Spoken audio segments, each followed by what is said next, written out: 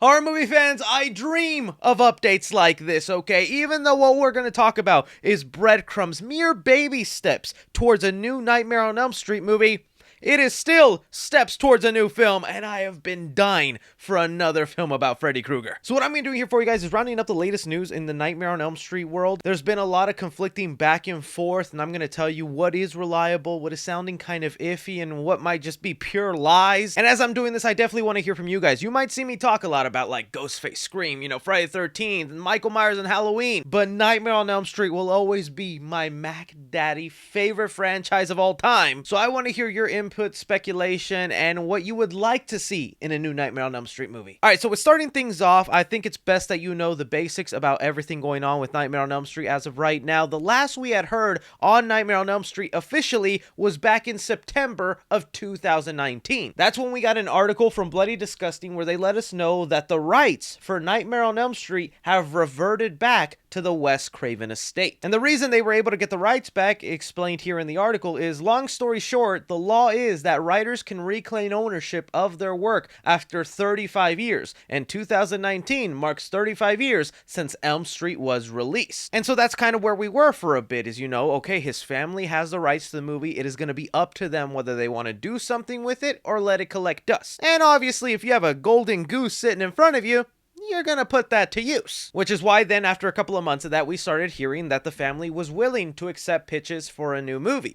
This could have been anything from TV shows to prequels, reboots, sequels, but then things went like deadly silent. The pandemic happened, so that stopped all negotiations on there. We're currently in a writer and Hollywood strike, so obviously nothing much is moving now, which kind of made it all that more surprising that an account out of nowhere named The V Scooper came out with this. They said here, a Nightmare on Elm Street requel is in development. Blumhouse has secretly been working on making a requel of the first entry of this saga. The revival is a high priority. We don't have a date yet, but we shouldn't expect it so far away. And let me tell you guys, when I read that right there, I was like a little kid on Christmas, opening up his presents, going wild. Just the idea, there's finally movement on a new Nightmare on Elm Street. But this is kind of where reality sets in, because the V Scooper is not one I'm too familiar with, and I don't know if they're that reliable. But thanks to the power of Freddy Krueger, anybody just starts mentioning there's a new movie coming and maybe even has like 2% of right information, it starts putting all the actual reliable scoopers I do follow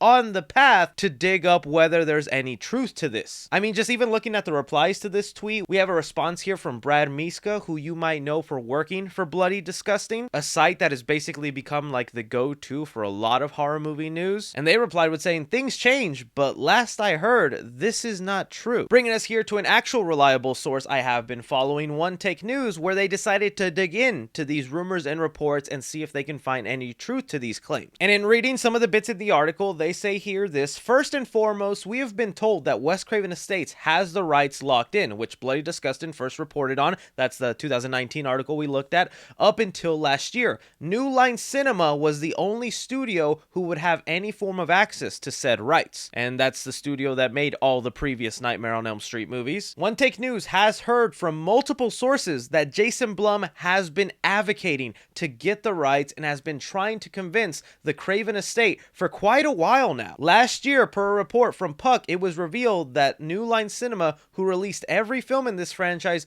was negotiating to maintain the domestic rights to the franchise as well as develop future films. As of now, it is unknown what came of that. And that does fall in line with other reliable scoopers that I've heard here, because we have one from KDM that has gotten stuff right, and I've been following for a while, and they said here are some big companies trying to get the Nightmare on Elm Street rights. So far, not successful. Let's wait and see. This was first posted in May of this year, early on, when said bidding war by all these giant studios were happening. So if this V Scooper report actually has maybe some insider information or knows things in Hollywood, it looks like part of their information is correct. Blumhouse and many other studios in Hollywood right now are having a bidding war to get some of that sweet Freddy Krueger money. So kind of just sticking with that idea for right now before we get to more information about what's going on here. Would I love the idea of Blumhouse tackling Nightmare on Elm Street?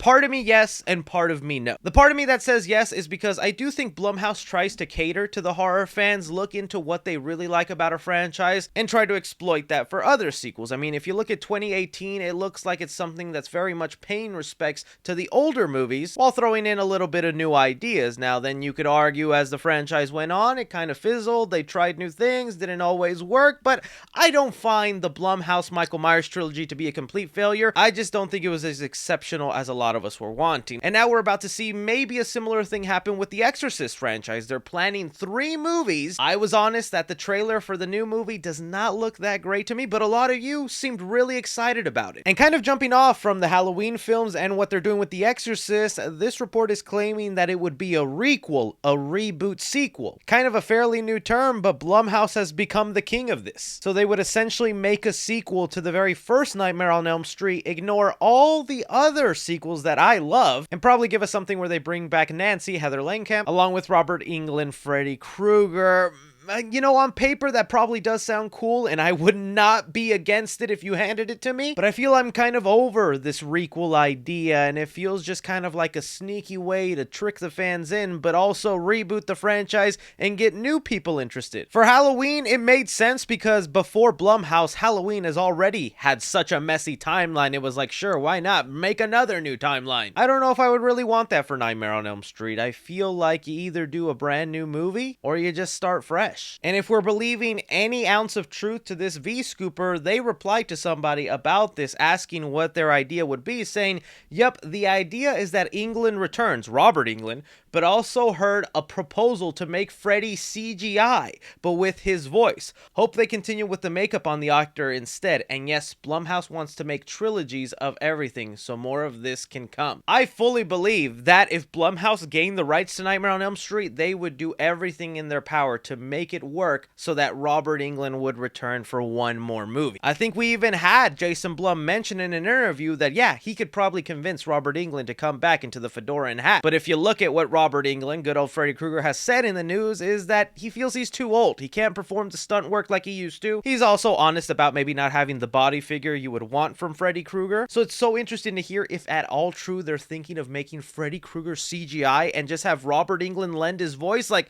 maybe that's a smart way to go with it, because Robert Englund in the voice of Freddy Krueger, that is literally so iconic. But kind of hearing all that, it feels like just Blumhouse isn't built for this. Blumhouse's model, and is a smart model, is to make these horror movies on the cheap. I don't know if you can make a really good Nightmare on Elm Street movie on Blumhouse's kind of budget. I mean, just even thinking about what the dream world should look like and all the endless possibilities that could happen in the dream world, it just feels like it would be too much out of Blumhouse's budget. Even just them trying to imagine a fully CGI Freddy Krueger, to make that look good would be so expensive. And that's where another reliable source comes into play here. Viewer Annan, who's given us a lot of news like on the Scream franchise, they say here, things could have changed, but I don't believe Blumhouse's Nightmare on Elm Street rumor is true. I've been told the cost of those rights makes producing a movie financially unviable. In fact, the One Take News article also mentions the rights being extra pricey, saying it's also been known to us and many within the inner circles of studios that the Craven estate